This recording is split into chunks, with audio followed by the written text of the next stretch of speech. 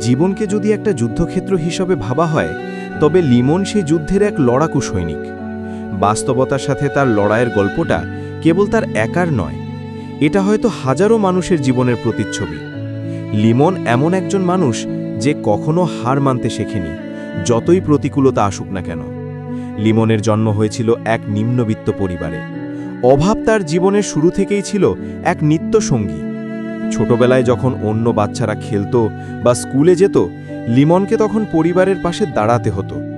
তবুও লেখাপড়ার প্রতি তার প্রবল আগ্রহ ছিল, তাকে স্কুলে পড়তে থামাতে পারেনি। কিন্তু লিমন দমে যায়নি।